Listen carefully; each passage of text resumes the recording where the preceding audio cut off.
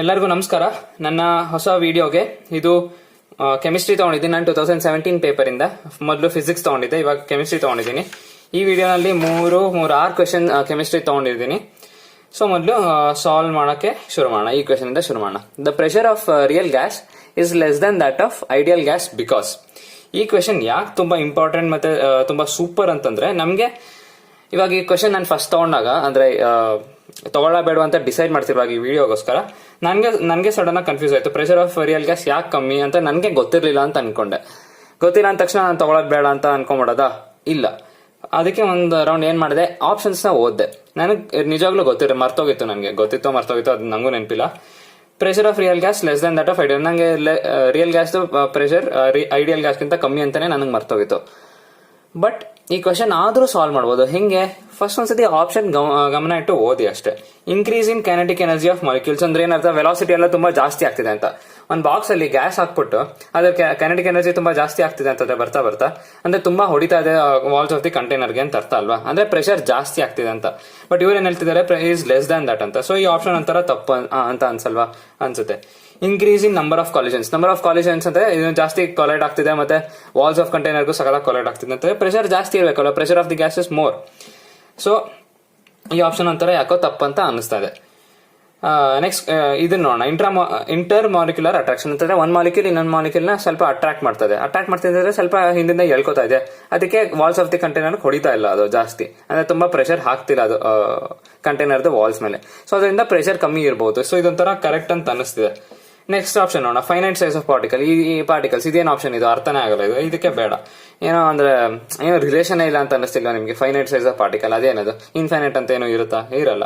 ಒಂಥರ ಕಿತ್ತಾಗಿ option C correct ಅಂತ ನೀವು ಇಷ್ಟು ಯೋಚನೆ ಮಾಡ್ಬಿಟ್ಟು ಆಪ್ಷನ್ ಸಿ ಹಾಕಿದ್ರೆ ನಿಮ್ಗೆ ಕರೆಕ್ಟ್ ಆಗಿ ಸಿಗುತ್ತೆ. ಅದಕ್ಕೆ ಹೇಳದ್ ನಾನು, ಕ್ವೆಶನ್ ಅಷ್ಟೇ ಅಲ್ಲ, ಆಪ್ಷನ್ ಕರೆಕ್ಟ್ ಆಗಿ ಓದಿ. ಎಷ್ಟೊಂದ್ಸತಿ ಆಪ್ಷನ್ ಅಲ್ಲೇ ಕ್ವೆಶನ್ ನ ಸಾಲ್ವ್ ಮಾಡ್ಬಿಡ್ಬೋದು. ಅದಕ್ಕೆ ಓದೋದನ್ನ ಕಲಿ, ಆಪ್ಷನ್ಸ್ ಎಲ್ಲದನ್ನು ಅಬ್ಸರ್ವ್ ಮಾಡೋದು ಕಲಿಬೇಕು. ಅದಕ್ಕೆ ಈ ಕ್ವೆಶನ್ ನಾನು ತಗೊಂಡಿದ್ದು. ಸರಿ, ನಾನು ನೆಕ್ಸ್ಟ್ ಕ್ವೆಶನ್ ನೋಡೋಣ ಇವಾಗ. Which of the following reagent cannot be use to oxidise primary alcohols? PCC actually use ಮಾಡಬಹುದು, ನಿಮಗೆ ಗೊತ್ತಿರುತ್ತೆ. ಅನೈಡಸ್ CrO3 ಮಾಡಬಹುದು. Heating with copper at 573 kelvin ಇದನ್ನು ಆಕ್ಚುಲಿ ಮಾಡಬಹುದು. ನಾನು ಮುಂದಿನ ವಿಡಿಯೋನಲ್ಲಿ ಯಾವಾಗಲಾರು ಬೇರೆ ಆರ್ಗ್ಯಾನಿಕ್ ಕೆಮಿಸ್ಟ್ರಿ ಹೇಳ್ಕೊಡೋ ವಿಡಿಯೋನಲ್ಲಿ ಇದ್ರ ಬಗ್ಗೆ ನಾನು ತಗೋತೀನಿ. ಆದ್ರೆ ಇದನ್ನ ಯೂಸ್ ಮಾಡಕ್ ಆಗಲ್ಲ. ಯಾಕೆಂತಂದ್ರೆ KMnO4 ಅದು ಎಸಿಡಿಕ್ ಮೀಡಿಯಂ ಅಲ್ಲಿ ಇದು ಭಯಂಕರ ಆಕ್ಸಿಡೈಸಿಂಗ್ ಏಜೆಂಟ್. ಇದು ಏನೇ ಸಿಕ್ಕಿದ್ರು ಡೈರೆಕ್ಟ್ ಆಸಿಡ್ ಗೆ ಕನ್ವರ್ಟ್ ಮಾಡಕ್ ಬಿಡುತ್ತೆ, ಸಕ್ಕದಾಗ ಆಕ್ಸಿಡೈಸ್ ಮಾಡುತ್ತೆ. ಸೊ ಅದಕ್ಕೆ ಆಪ್ಷನ್ ಬಿ ನಮಗೆ ಅಂದ್ರೆ ವಿಚ್ ಕೆನಾಟ್ ಬಿ ಯೂಸ್. ಇದನ್ನ ಯೂಸ್ ಮಾಡಕ್ ಆಗಲ್ಲ, ಯಾಕಂತಂದ್ರೆ ಡೈರೆಕ್ಟ್ ಆಗಿ ಆಸಿಡ್ ಕನ್ವರ್ಟ್ ಮಾಡಕ್ ಬಿಡುತ್ತೆ. ನೆಕ್ಸ್ಟ್ ಕ್ವೆಶನ್ ನೋಡೋಣ. Toluene reacts with halogens the presence of ferric chloride ಅಂದ್ರೆ FeCl3 ಅಂತ ಅರ್ಥ. Giving ortho para halo compounds the reaction is what? ನಾನು ಏನ್ ಹೇಳಿದ್ದೆ ನನ್ನ ಆರ್ಗ್ಯಾನಿಕ್ ಕೆಮಿಸ್ಟ್ರಿ ವಿಡಿಯೋನಲ್ಲಿ, ನೀವು ಇನ್ನೂ ನೋಡಿಲ್ಲ ಅಂತಂದ್ರೆ ದಯವಿಟ್ಟು ಆ ವಿಡಿಯೋನ ಹೋಗಿ ನೋಡಿ. ಕರೆಕ್ಟ್ ಆಗಿ ಎಕ್ಸ್ಪ್ಲೇನ್ ಮಾಡಿದೀನಿ. ಯಾಕೆ ಆರ್ಥೋಪ್ಯಾರಾ ಡೈರೆಕ್ಟಿಂಗ್ ಆಗುತ್ತೆ ಕಾಂಪೌಂಡ್ಸ್ ಅಂತ, ಯಾಕೆ ಮೆಟಾ ಡೈರೆಕ್ಟಿಂಗ್ ಆಗುತ್ತೆ ಅಂತ ಕರೆಕ್ಟ್ ಆಗಿ ಕೂತ್ಕೊಂಡು ಬೇಸಿಕ್ಸ್ ಇಂದ ನಾನು ಹೇಳಿದೀನಿ. ನಿಮ್ಗೆ ಅರ್ಥ ಅಂದ್ರೆ ಆ ವಿಡಿಯೋ ನೋಡಿದ್ರೆ ನಿಮ್ಗೆ ಯಾವತ್ತೂ ಅದ್ರ ಮೇಲೆ ಡೌಟೇ ಬರಲ್ಲ, ಅಷ್ಟೇ ಕರೆಕ್ಟ್ ಆಗಿ ಹೇಳಿದೀನಿ ನಾನು. ಸೊ ಒಂದ್ಸತಿ ಪೇಷನ್ಸ್ ಇಟ್ಕೊಂಡು, ಅದು ಗೊತ್ತು ನನ್ಗೊಂದು 20-25 ನಿಮಿಷ ವಿಡಿಯೋ ಅಂತ, ಬಟ್ ನೀವು ಅದನ್ನ ನೋಡ್ಬಿಟ್ಟು ಕರೆಕ್ಟ್ ಆಗಿ ಸ್ವಲ್ಪ ಸ್ಪೀಡ್ ಜಾಸ್ತಿ ಮಾಡ್ಕೊಂಡು ನೋಡಿ, ಏನ್ ತೊಂದರೆ ಇಲ್ಲ. ಆದ್ರೆ ನೋಡಿ, ತುಂಬಾ ಕಲಿಯಕ್ಕೆ ತುಂಬಾ ಇದೆ ಆ ವಿಡಿಯೋನಲ್ಲಿ. ಎಷ್ಟೊಂದು ಒಳ್ಳೊಳ್ಳೆ ಕ್ವೆಶನ್ಸ್ ತಗೊಂಡು ಅದ್ರಲ್ಲಿ ಸಾಲ್ವ್ ಮಾಡಿದ್ದೀನಿ ನಾನು. ಸೊ ಅದನ್ನ ನೋಡಿ ಅಂತ ಕೇಳಕ್ ಇಷ್ಟಪಡ್ತೀನಿ. ಈ ಕ್ವೆಶನ್ ಅಲ್ಲಿ ನೋಡೋಣ. ಅದ್ರಲ್ಲಿ ಏನ್ ಹೇಳಿದ್ದೆ, benzene only undergoes electrophilic substitution reaction ಅಂತ ಹೇಳಿದ್ನಾ? ಆ ವಿಡಿಯೋ ನೋಡಿದ್ರೆ ನಿಮ್ಗೆ ಅರ್ಥ ಆಗುತ್ತೆ ಯಾಕೆ ಏನು ಅಂತ. ಸೊ ಅದಕ್ಕೆ ಆಪ್ಷನ್ ಡಿ ನಮಗೆ ಪರ್ಫೆಕ್ಟ್ ಆಗಿ ಕರೆಕ್ಟ್ ಆಗುತ್ತೆ. ಇದು ನ್ಯೂಕ್ಲಿಯೋಫಿಲಿಕ್ ಸಬ್ಸ್ಟಿಟ್ಯೂಷನ್ ರಿಯಾಕ್ಷನ್ ಅಂಡರ್ಗೋ ಆಗುತ್ತೆ, ಬಟ್ ತುಂಬಾ ಎಕ್ಸ್ಟ್ರೀಮ್ ಟೆಂಪರೇಚರ್ ಪ್ರೆಷರ್ ಹಾಕಿದಾಗ ಅಥವಾ ತುಂಬಾ ಎಲೆಕ್ಟ್ರಾನ್ ವಿಡ್ರಾಯಿಂಗ್ ಗ್ರೂಪ್ ಅದಕ್ಕೆ ಅಟ್ಯಾಚ್ ಆಗಿದಾಗ ಮಾತ್ರ ಇದಾಗುತ್ತೆ. ಫ್ರೀ ರಾಡಿಕಲ್ ಸಬ್ಸ್ಟಿಟ್ಯೂಷನ್ ಇದು ಡಬ್ಬಾ ಆಪ್ಷನ್, ಇದು ಆಗೋದೇ ಇಲ್ಲ. ಎಲೆಕ್ಟ್ರೋಫಿಲಿಕ್ ಎಲಿಮಿನೇಷನ್ ರಿಯಾಕ್ಷನ್ ಈ ತರ ರಿಯಾಕ್ಷನ್ ಆಕ್ಚುಲಿ ನಾನು ಕೇಳಿಲ್ಲ, ಅದಕ್ಕೆ ತಪ್ಪು. ಎಲೆಕ್ಟ್ರೋಫಿಲಿಕ್ ಸಬ್ಸ್ಟಿಟ್ಯೂಷನ್ ರಿಯಾಕ್ಷನ್ ಪರ್ಫೆಕ್ಟ್ ಆಗಿ ಕರೆಕ್ಟ್. ಯಾಕಂತಂದ್ರೆ ಬೆನ್ಝೀನ್ ಮತ್ತೆ ಅದರದ್ದು ಡಿರೈವೇಟಿವ್ಸ್ ಯಾವಾಗಲೂ ಈ ರಿಯಾಕ್ಷನ್ ರೆಡಿಯಾಗಿ ಇಷ್ಟಪಟ್ಟು ಕೆಲಸ ಮಾಡೋದು ಅಂತಂದ್ರೆ ಬೆನ್ಝೀನ್ ಇದೊಂದೇ ಕೆಲಸ, ಅಂದ್ರೆ ಇದೊಂದೇ ರಿಯಾಕ್ಷನ್. ಅದಕ್ಕೆ ಈ reaction correct. Next fourth question ನೋಡೋಣ. ಇದೇನ್ ಹೇಳ್ತಿದೆ, ಬೈ ಪಾಸಿಂಗ್ ಎಲೆಕ್ಟ್ರಿಕ್ ಕರೆಂಟ್. ಇದು ತುಂಬಾ ಒಳ್ಳೆ ಕ್ವೆಶನ್, ಇದು ತುಂಬಾ ಇಂಪಾರ್ಟೆಂಟ್. ಕರೆಕ್ಟ್ ಆಗಿ ಕೇಳಿಸ್ಕೊಳ್ಳಿ. ಇದರಲ್ಲಿ ಮಿಸ್ಟೇಕ್ಸ್ ಮಾಡೋ ಚಾನ್ಸಸ್ ಸಿಕ್ಕಾಪಟ್ಟೆ ಜಾಸ್ತಿ ಇದೆ ಈ ಕ್ವೆಶನ್ ಅಲ್ಲಿ. ನೀವು ಅರ್ಜೆಂಟ್ ಅಲ್ಲಿ ಏನೇನೋ ಆಪ್ಷನ್ಸ್ ಮಾರ್ಕ್ ಮಾಡ್ತೀರಾ, ಏನ್ ಮಾರ್ಕ್ ಮಾಡ್ತೀರಾ ಅದನ್ನ ನಾನು ಹೇಳ್ತೀನಿ. ಯಾಕದನ್ನ ಮಾರ್ಕ್ ಮಾಡಬಾರ್ದು ಅಂತಾನು ನಾನು ಇದನ್ನ ಈ ಕ್ವೆಶನ್ ತಗೊಂಡು ಹೇಳ್ತೀನಿ. ಕ್ವೆಶನ್ ಓದೋಣ first. By passing electric current NaClO3 is converted into NaClO4 according to the following equation. ಈ ಕ್ವೆಶನ್ ಏನ್ ಹೇಳ್ತಿದೆ ಕರೆಕ್ಟ್ ಆಗಿ ಅಬ್ಸರ್ವ್ ಮಾಡೋಣ. NaClO3 plus H2O gives rise to NaClO4 plus H2. ಏನಿಲ್ಲ, ಇದೊಂದು ಆಕ್ಸಿಜನ್ ತಗೊಂಡು ಇಲ್ಲಿಗೆ ಅಟ್ಯಾಚ್ ಮಾಡ್ತಾ ಇದೀವಿ, H2 ಹಂಗೆ ಗ್ಯಾಸ್ ಆಗಿ ಹೋಗ್ತದೆ ಅಷ್ಟೇ. ಸರಿ, how many moles of NaClO4 will be formed if 3 Faraday of electricity is pass through NaClO3? First ಒಂದು ಕೇಸ್ ನೋಡೋಣ.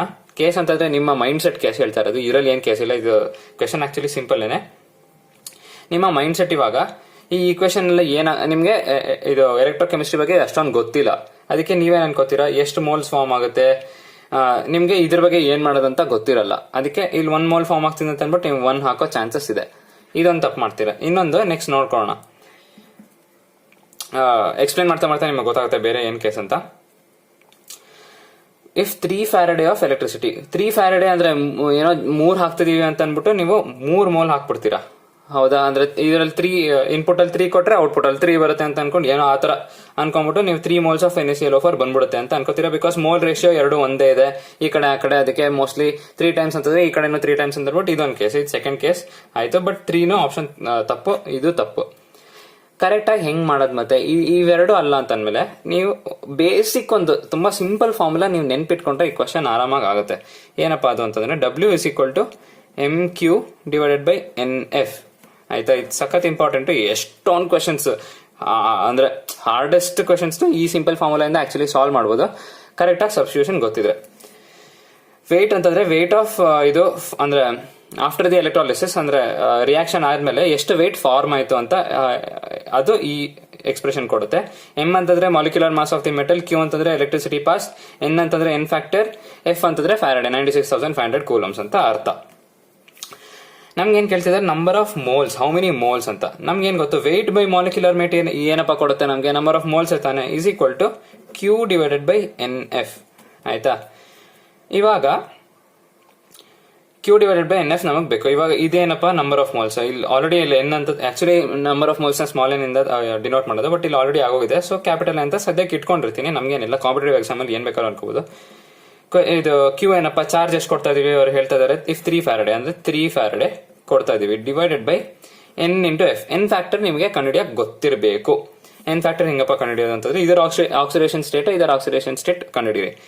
1 ಸೋಡಿಯಂದು +1, ಆಮೇಲೆ ಕ್ಲೋರಿನ್ ನಮಗೆ ಗೊತ್ತಿಲ್ಲ, +x -6 = 0. ಯಾಕಂದ್ರೆ ಒಂದು ಆಕ್ಸಿಜನ್ ಮೇಲೆ 2 ಚಾರ್ಜ್ ಇರುತ್ತೆ, 2 ನೆಗೆಟಿವ್ ಚಾರ್ಜ್.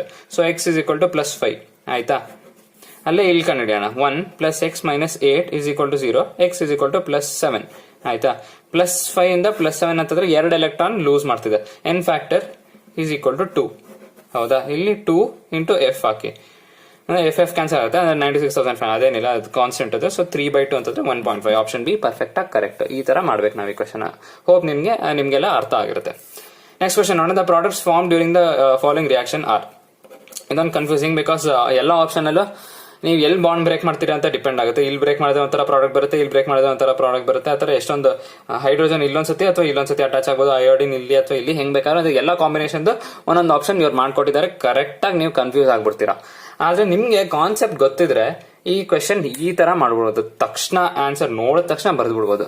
ಕಾನ್ಸೆಪ್ಟ್ ಏನಪ್ಪಾ ಅಂತಂದ್ರೆ ನಾನು ಇದೀನಲ್ಲ, ನಾ ಹೇಳ್ಕೊಡ್ತೀನಿ, ಕರೆಕ್ಟಾಗಿ ಕೇಳಿಸ್ಕೊಳ್ಳಿ. ಇವಾಗ ಇದು ತುಂಬಾ ಇಂಪಾರ್ಟೆಂಟ್, ಒಂದ್ಸತಿ ಅಂದ್ರೆ ಗಮನ ಇಟ್ಟು ಕೇಳಿಸ್ಕೊಳ್ಳಿ. ಇವಾಗ ನಮ್ಗೆ ಏನಪ್ಪಾ ಗೊತ್ತು ಕಾನ್ಸೆಪ್ಟ್ ಬೇಸಿಕ್ಸ್. ನಿಮ್ಗೆ 11th ಅಲ್ಲಿ ಕಾರ್ಬೋಕ್ಯಾಟಯನ್ ಕಾರ್ಬಾನಿಯನ್ ಬಗ್ಗೆ ನೀವು ಕಲ್ತಿದ್ರೆ ಸಾಕು, ಏನು ಬೇಡ ನಮ್ಗೆ. ನಮ್ಗೇನ್ ಗೊತ್ತಪ್ಪ, ಯಾವ ಕಾರ್ಬೋಕ್ಯಾಟಯನ್ ತುಂಬಾ ಸ್ಟೇಬಲ್. ಒಟ್ನಲ್ಲಿ ಇಲ್ಲಿ ಪ್ರಾಡಕ್ಟ್ಸ್ ನೋಡಿದ್ರೆ ಬಾಂಡ್ ಅಂತ ಬ್ರೇಕ್ ಆಗ್ಬೇಕಂತ ನಮಗೆ ಕರೆಕ್ಟ್ ಆಗಿ ಅರ್ಥ ಆಗ್ತಿದೆ. ಹೆಚ್ಚು ಒಂದ್ ಕಡೆ ಒಂದ್ ಕಡೆ ಅಟ್ಯಾಚ್ ಆಗ್ಬೇಕು ಅಂತಾನು ಕರೆಕ್ಟ್ ಆಗಿ ಅರ್ಥ ಆಗ್ತಿದೆ. ಎಲ್ಲಿ ಅನ್ನೋದಷ್ಟೇ ಪ್ರಶ್ನೆ ಅಲ್ವಾ? ಅದಕ್ಕೆ ಯೋಚನೆ ಮಾಡೋಣ. ಬಾಂಡ್ ಇವಾಗ ಇಲ್ಲಿ ಬ್ರೇಕ್ ಆಗ್ತಿದೆ ಅಂತ ಅನ್ಕೊಳ್ಳೋಣ. ಆಕ್ಸಿಜನ್ ಅದರ ಮೇಲೆ ಯಾವ ಚಾರ್ಜ್ ಸಿಗುತ್ತೆ? ನೆಗೆಟಿವ್. ಇದ್ರ ಮೇಲೆ ಪಾಸಿಟಿವ್. ನಮ್ಗೆ ಏನ್ ಗೊತ್ತು, ಟರ್ಷರಿ ಕಾರ್ಬೋಕ್ಯಾಟಯನ್ ಸ್ಟೇಬಲ್, ಸಖತ್ ಸ್ಟೇಬಲ್ ಅಂತ ಗೊತ್ತು. ಅನ್ಲೆಸ್ ಅಂದ್ರೆ ಇದಕ್ಕಿಂತ ಜಾಸ್ತಿ ಸ್ಟೇಬಲ್ ಅಂತಂದ್ರೆ ಬೆನ್ಸಿನ್ ಅಟ್ಯಾಚ್ ಆಗಿರ್ಬೇಕು, ಇಲ್ಲ ಅಂತಂದ್ರೆ ಅದಕ್ಕಿಂತ ಜಾಸ್ತಿ ಟರ್ಷರಿನೇ ಸಖತ್ ಸ್ಟೇಬಲ್. ಸಿ ಇದ್ರ ಮೇಲೆ ಇದು ಸಖತ್ ಸ್ಟೇಬಲ್ ಅಂತಂದ್ರೆ ಇದಕ್ಕೇನ್ ಬೇರೆ ಯಾರು ಬೇಡ, ಎಲ್ಲರೂ ಎಲೆಕ್ಟ್ರಾನ್ಸ್ ಡೊನೇಟ್ ಮಾಡಕ್ ಅದಕ್ಕೆ ಇದಾರೆ, ಅಷ್ಟೊಂದು ಟೆನ್ಷನ್ ಇಲ್ಲ. ಅದಕ್ಕೆ ಬೇರೆಯವ್ರು ಸ್ವಲ್ಪ ದುಡ್ಡು ಕೊಡೋರು ಇದಾರೆ ಅಂತ ಅರ್ಥ.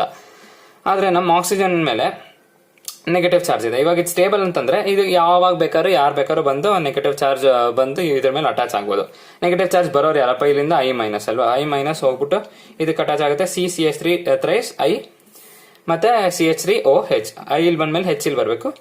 ಅದಕ್ಕೆ ಈ ಆಪ್ಷನ್ ಕರೆಕ್ಟ್ ಆಗಿ ನೀವು ಮಾರ್ಕ್ ಮಾಡಿದ್ರೆ ನಿಮ್ಗೆ ಮಾರ್ಕ್ಸ್ ಸಿಗುತ್ತೆ. ಇವಾಗ ಇಲ್ಲಿ ಬ್ರೇಕ್ ಮಾಡೋದು ಯಾಕೆ ತಪ್ಪು ಅಂತ ನಾವು ಯೋಚನೆ ಮಾಡೋಣ. CH3 CH3 ಮತ್ತೆ ಇಲ್ಲಿ O ಮೈನಸ್ ಮತ್ತೆ ಇಲ್ಲಿ CH3 plus. First of all ಇದು ಪ್ರೈಮರಿ ಕಾರ್ಬೋಕ್ಯಾಟೈನ್ ಅನ್ಸ್ಟೇಬಲ್. ಇದನ್ನ ನೋಡಿದ ತಕ್ಷಣ ನಿಮ್ಗೆ ಒಂಥರ ಅನ್ನಿಸ್ಬೇಕು, ಇದು ಯಾಕೋ ಸ್ವಲ್ಪ ಸರಿ ಇಲ್ಲ, ತಪ್ಪಾಗ್ತಿದೆ ಅಂತ ನಿಮ್ಗೆ ಅನ್ನಿಸ್ಬೇಕು. ಅದಕ್ಕೆ ಈ ಆಪ್ಷನ್ ತಪ್ಪಾಗುತ್ತೆ. ಅದು ನಿಮ್ಗೆ ಅಷ್ಟ ಅರ್ಥ ಆಗ್ಲಿಲ್ಲ, ಅದು ಮರ್ತೋಗಿದೆ ನಿಮ್ಗೆ ಇದು ಪ್ರೈಮರಿ ಕಾರ್ಬೋಕ್ಯಾಟೈನ್ ಅಂತ. ಕಾರ್ಬನ್ ಅಂತಲ್ಲ, ನೆಗೆಟಿವ್ ಚಾರ್ಜ್ ಬಗ್ಗೆ ಸ್ವಲ್ಪ ಯೋಚನೆ ಮಾಡಿ. ಆಕ್ಸಿಜನ್ ಮೇಲೆ ಫಸ್ಟೇ ನೆಗೆಟಿವ್ ಚಾರ್ಜ್ ಇದೆ. ಚಾರ್ಜ್ ಅಂತಂದ್ರೆ ಒಂಥರ ಅನ್ಸ್ಟೇಬಲ್ ಆಯ್ತಾ, ನ್ಯೂಟ್ರಲೈಸ್ ಆಗೋ ತಕ್ಕ ಅದೊಂಥರ ಎಗರಾಡ್ತಿರುತ್ತೆ, ಅದಕ್ಕೊಂಥರ ಸರಿ ಅನ್ನಿಸ್ತಿರಲ್ಲ. ಅದಕ್ಕೆ ಇದಕ್ಕೆ ಸ್ಟೆಬಿಲೈಸ್ ಮಾಡಕ್ಕೆ ಯಾರು ಎಲೆಕ್ಟ್ರಾನ್ಸ್ ನ ಎಳೆಯೋರು ಇರಬೇಕು. ಅವಾಗ ಸ್ವಲ್ಪ ನೆಗೆಟಿವ್ ಚಾರ್ಜ್ ಮ್ಯಾಗ್ನಿಟ್ಯೂಡ್ ಸ್ವಲ್ಪ ಕಮ್ಮಿ ಆಗುತ್ತೆ, ಒಂಥರ ಸ್ವಲ್ಪ ಟೆನ್ಷನ್ ಕಮ್ಮಿ ಆದಂಗೆ ಆಕ್ಸಿಜನ್ಗೆ.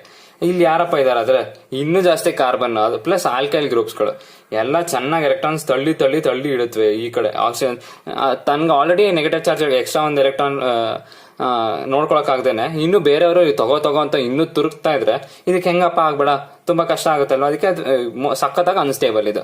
ಸೊ ಅದಕ್ಕೆ ಈ ಆಪ್ಷನ್ ತಪ್ಪು. ಯಾವ್ದಪ್ಪ ಆಪ್ಷನ್ ಇದು? CH3 ಇದಕ್ಕೆ O ಮೈನಸ್. O ಮೈನಸ್ ಅಂತ ಅಂದ್ಮೇಲೆ OH ಬರೋದು ಯಾವುದು? ಈ ಆಪ್ಷನ್. ಇದು ಹಾಗಾದ್ರೆ ತಪ್ಪು. ಇದು ಕರೆಕ್ಟ್ ಅಂತ ನೀವು ಇಷ್ಟು ನೋಡ್ಬಿಟ್ಟು ನಿಮ್ಗೆ ಇದು ಅರ್ಥ ಆಗಿರ್ಬೇಕು. ಅದೇ ತರ ನೀವು ಯೋಚನೆ ಮಾಡಿದ್ರೆ ಇದು ತಪ್ಪು ಅನ್ಸುತ್ತೆ, ಇದು ತಪ್ಪು ಅನ್ಸುತ್ತೆ. ಫಸ್ಟ್ O ಮೈನಸ್ ಮೇಲೆ I+ ಎಲ್ಲಿಂದಪ್ಪ ಬಂದು ಅಟ್ಯಾಚ್ ಆಗುತ್ತೆ, ಅಥವಾ I- ನೆಗೆಟಿವ್ ಚಾರ್ಜ್ ಅಂತೂ ಬಂದು ಅಟ್ಯಾಕ್ ಮಾಡೋದೇ ಇಲ್ಲ. ಅದಕ್ಕೆ ಇವೆರಡು ತಪ್ಪು.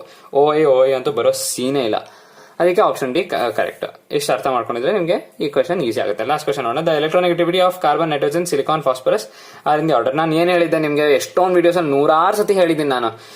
FON are the most electronegative elements on the whole earth. ಇಡೀ ಯೂನಿವರ್ಸ್ ಅಲ್ಲೇ FON ಅನ್ನು ಇದು ನೆನ್ಪಿಟ್ಕೋಬೇಕು. In the same order, F greater than O greater than N electronegativity values ನಾ ಹೇಳ್ತಾ ಇರೋದು. ಇನ್ನು ಅದ್ರಲ್ಲಿ ಬರ್ತಾ ಅಂತಂದ್ರೆ N ಎಲ್ಲದಕ್ಕಿಂತ ಜಾಸ್ತಿ. ಈ ಸಿಲಿಕಾನ್, ಫಾಸ್ಫರಸ್ ಎಲ್ಲ ಡಬ್ಬ ನನ್ನ ಮಕ್ಕಳು, ಅವರೆಲ್ಲ ಏನಿಲ್ಲ. ಸೊ ಅದಕ್ಕೆ ಇದೆರಡು ಆಪ್ಷನ್ ಕಿತ್ತಾಕಿ. ಯಾಕಂದ್ರೆ ಕಾರ್ಬನ್ ಅಂತೂ ಎಲ್ಲದಕ್ಕಿಂತ ಜಾಸ್ತಿ ಇರೋಕ್ಕೆ ಚಾನ್ಸೇ ಇಲ್ಲ, ಸಿಕ್ಕಾಪಟ್ಟೆ ಕಮ್ಮಿ ಅದು ಬೇರೆ. ಆಯ್ತಾ, ನೆಕ್ಸ್ಟ್ ಈ ಆಪ್ಷನ್ ಮತ್ತೆ ಈ ಆಪ್ಷನ್ ಬದುಕಿದೆ. ಹೆಂಗಪ್ಪ ನೋಡೋದು ಅಂತಂದ್ರೆ ಸ್ವಲ್ಪ ಪೀರಿಯಾಡಿಕ್ ಟೇಬಲ್ ಅಲ್ಲಿ ಹೆಂಗಪ್ಪ ಬರುತ್ತೆ, ಕಾರ್ಬನ್, ನೈಟ್ರೋಜನ್, ಆಕ್ಸಿಜನ್, ಫ್ಲೋರಿನ್ ಆ ತರ ಮುಂದೆ ಹೋಗುತ್ತೆ. ಕಾರ್ಬನ್ ಕೆಳಗೆ ಯಾರಪ್ಪ ಇರೋದು? ಸಿಲಿಕಾನ್. ನೈಟ್ರೋಜನ್ ಕೆಳಗೆ ಫಾಸ್ಫರಸ್ ಇರೋದು. ಇವಾಗ ನೈಟ್ರೋಜನ್ ಗ್ರೇಟರ್ ದನ್ ಕಾರ್ಬನ್ ಅಂತೂ ಅರ್ಥ ಆಯ್ತು. ನಮ್ಗೆ ಏನ್ ಗೊತ್ತು, ಡೌನ್ ದಿ ಗ್ರೂಪ್ ಹೋದ್ರೆ ನಮ್ಗೆ ಎಲೆಕ್ಟ್ರೋನೆಗೆಟಿವಿಟಿ ಕಮ್ಮಿ ಆಗುತ್ತೆ. ಅಂದ್ರೆ ಈ ತರ ಆರ್ಡರ್ ಬರುತ್ತೆ, ಇದು ಮತ್ತೆ ಇದು. ಫಾಸ್ಫರಸ್ ಈ ಸೇಮ್ ಟ್ರೆಂಡ್ ಇಲ್ಲೂ ಬರುತ್ತೆ. ಸೊ ಒಂಥರ ಈ ಪ್ಯಾಟರ್ನ್ ನೀವು ಡ್ರಾ ಮಾಡ್ಕೊಳ್ಳಿ. N greater than C ಎಲ್ಲಪ್ಪ ಇದೆ, ಇವೆರಡರಲ್ಲೂ ಇದೆ. N greater than C ಇದೆ. P greater than SI. ಇದು correct. So option B correct. ಇದೇನ್ ಹೇಳುತ್ತೆ? P less than SI ಅಂತ ಹೇಳ್ತದೆ. ಸೊ ಈ ಆಪ್ಷನ್ ತಪ್ಪು. ಸೊ ಅದಕ್ಕೆ ಇದು ಸೇಮ್ ಇದು ಪ್ಯಾಟರ್ನ್ ಇರುತ್ತೆ. ಮತ್ತೆ ಡೌನ್ ದಿ ಗ್ರೂಪ್ ಹೋದ್ರೆ ನಮಗೆ ಎಲೆಕ್ಟ್ರೋನೆಗೆಟಿವಿಟಿ ಕಮ್ಮಿ ಆಗ್ತಾ ಹೋಗುತ್ತೆ. ಅದು ನಿಮಗೆ ಕಾನ್ಸೆಪ್ಟ್ ಗೊತ್ತಿದೆ. So option B correct, perfect ಆಗಿ ಕರೆಕ್ಟ್ ಆಗುತ್ತೆ. ಸೊ ಈ ತರ ನಾವು ಈ 6 ಕ್ವಶನ್ ಸಾಲ್ವ್ ಮಾಡ್ತೀವಿ. ಮುಂದೆ ಇನ್ನೂ ಒಂದಷ್ಟು ಕ್ವಶನ್ಸ್ ನಾನು ತಗೋತೀನಿ ಇದೇ ಪೇಪರ್ ಇಂದ, ಅದಕ್ಕೆ ಕಾಯ್ತಾ ಇರಿ. ಸೊ ಈ ವಿಡಿಯೋಗೆ ಲೈಕ್ ಮತ್ತೆ ಶೇರ್ ಮಾಡೋದು ಮರಿಬೇಡಿ. ಮತ್ತೆ ಫಸ್ಟ್ ಟೈಮ್ ನೋಡ್ತಾ ಇದ್ರೆ ಸಬ್ಸ್ಕ್ರೈಬ್ ಮಾಡೋದು ಮರಿಬೇಡಿ. ಮತ್ತೆ ಫ್ರೆಂಡ್ಸ್ ಜೊತೆ ಎಲ್ಲ ಚೆನ್ನಾಗಿ ಶೇರ್ ಮಾಡಿ, ಎಲ್ಲರಿಗೂ ಈ ವಿಡಿಯೋನ ತಲುಪಿಸಿ. ಸೊ ಅಷ್ಟು ಹೇಳ್ತಾ ಈ ವಿಡಿಯೋನ ಎಂಡ್ ಮಾಡಕ್ಕೆ ಇಷ್ಟಪಡ್ತೀನಿ. ತುಂಬಾ ಥ್ಯಾಂಕ್ಸ್ ಈ ವಿಡಿಯೋನ ನೋಡಿದ್ದಕ್ಕೆ. ಮತ್ತೆ ಆಲ್ ದ ವೆರಿ ಬೆಸ್ಟ್.